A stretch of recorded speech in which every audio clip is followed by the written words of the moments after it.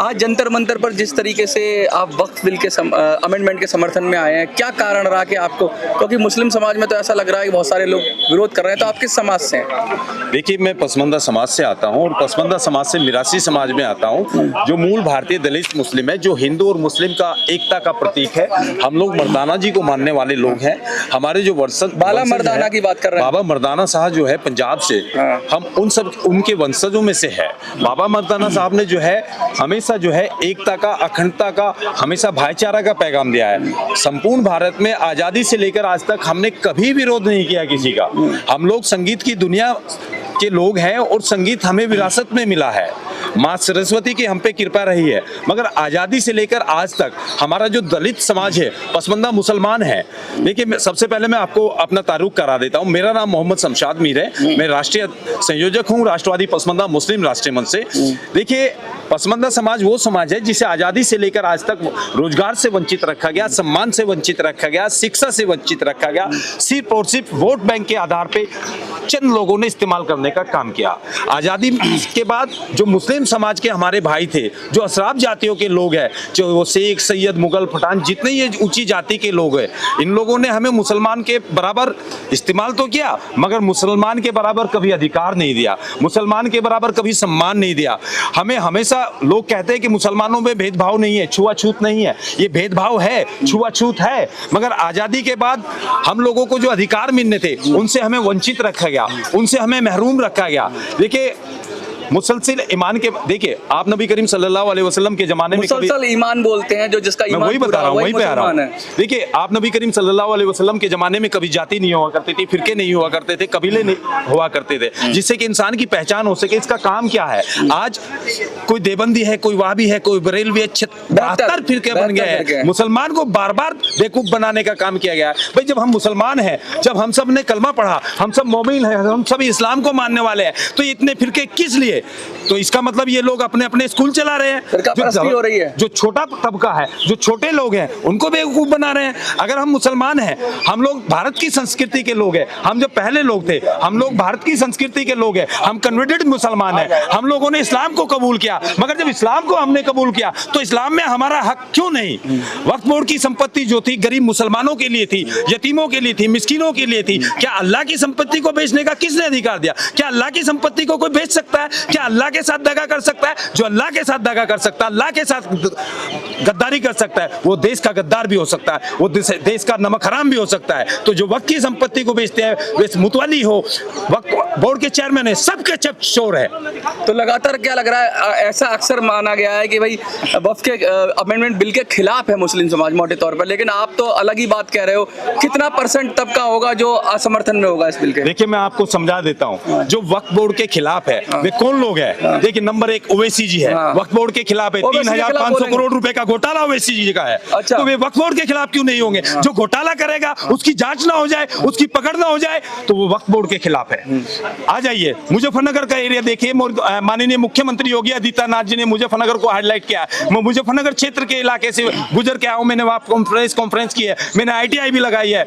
मैंने ITI लगाई तो मेरी ITI का वक्फ बोर्ड के द्वारा जवाब नहीं आया, सुन्नी पर्सनल मुस्लिम लोग के द्वारा कोई जवाब नहीं आया। कहीं ऐसा तो नहीं बीजेपी से समर्थन मिल रहा हो आपको? देखिए, सुनिए, जो गरीबों की बात कर रही है, जो गरीबों के अधिकार की बात कर रही है, आप उन लोगों पे सवाल खड़े करते हो। जो गरीबों के हक मार रही है, उनके साथ चोरी कर रही है, उनके वेलफेयर में घोटाले कर रही है, आप उनसे सवाल क्यों नहीं पूछते? इमरान मसूद से सवाल पूछिए। आप देख लीजिए, देवन के पास उनका भाषण संसद में जो भाषण दिया, जबरदस्त शायराना अंदाज में। और आप भी कहते हैं ना, संगीत की दुनिया से जुड़े हुए, तो कुछ शायराना अंदाज में जवाब देना चाहेंगे? देखिए, अदब के मंच पर इंसान से इंसान मिलता है। क्या बात? अदब के मंच पर इंसान से इंसान मिलता है, क्योंकि यहीं पे राम, यहीं पे रहमान मिलता है। यहाँ ना कोई हिंदू है, ना मुस्लिम, सिख, ईसाई, यही भारत देश है जिसपे पूरा हिंदुस्तान मिलता है। बहुत बढ़िया। क्या कहेंगे आप? लगातार अनजान आदमी पार्टी इसके समर्थन में बात कर दी, थोड़ा सा बीच में आ जाइए।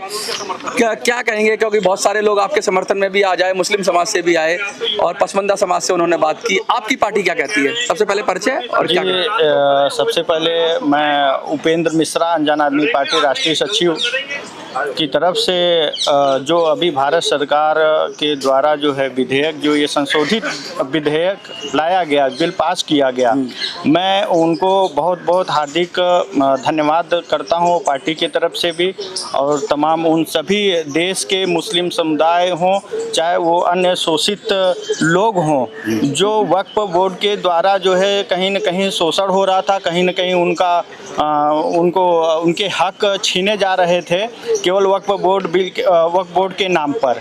तो हम भारत सरकार के उन तमाम सांसदों को बहुत बहुत धन्यवाद देना चाहेंगे जो उन्होंने इस नए वक्फ संशोधन बिल को पास किया, और चाहे निचली सदन हो, चाहे उच्च सदन हो, और चाहे माननीय राष्ट्रपति महोदया हैं, उन्होंने इसका जो आगे को प्रोसीड किया, इसको कानून के रूप में देश को समर्पित किया। हम उसके लिए बहुत बहुत बधाई देते हैं। आपकी पार्टी के साथ बहुत सारे मुस्लिम भी खड़े हुए हैं, अभी एक पसमंदा समाज से आए, उन्होंने भी समर्थन में कहा। हाँ, सभी जो भी इस पहले बोर्ड से शोषित थे, पीड़ित थे, उन सभी का समर्थन हमारी अनजान आदमी पार्टी चाहे भारत सरकार को, सभी समर्थन दे रहे हैं, और सभी सरकार के साथ कंधे से कंधा मिलाकर खड़े हैं इस बिल के लिए। अच्छा, नाम भी आपने अनजान आदमी पार्टी रखा, इसके पीछे की क्या कहानी है? इसके पीछे का यही है कि अनजान आदमी पार्टी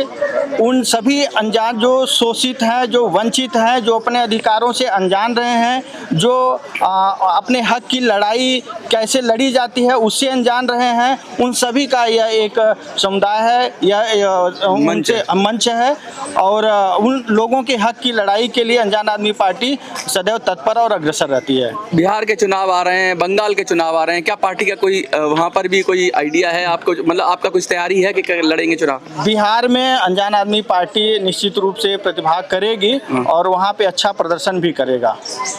क्या कहना चाहते हैं जो लोग आपको देख रहे हैं अलग अलग चैनलों के माध्यम से, उनको क्या अपील करना चाहते हैं? मैं सबको बहुत बहुत धन्यवाद दूंगा कि इस मुद्दे को, जो भारत सरकार ने वक्फ संशोधन विधेयक को पास किया है, ये बहुत ही अच्छा मुद्दा है, और इसको अधिक से अधिक जनता को इस विषय में उनको जागरूक कराया जाए, उनको अवेयर कराया जाए कि यह जो अन्य दलों के द्वारा, विपक्षियों के द्वारा जो देश की जनता को गुमराह किया जा रहा है, भ्रमित किया जा रहा है, उससे भ्रमित ना हो। आप लोगों का इसमें बहुत बड़ा योगदान रहेगा, क्योंकि जनता के पास अगर सही मैसेज नहीं जाता है तो जनता कहीं न कहीं, देश की जनता गुमराह हो जाती है, और गुमराह होने के बाद जो है गलत कदम उठाते हैं। विवाद की तो ऐसे में आप लोगों का बहुत बड़ा रोल होता है कि उनके पास सही मैसेज जाए, सही संदेश पहुंचे। तो हम भी इसी प्रयास में लगे हैं कि जनता के, देश का प्रत्येक नागरिक इस विधेयक को पहले तो पढ़े। जैसे अन्य दलों द्वारा अभी तक का न्यूज है कि कम से कम 10 लोगों ने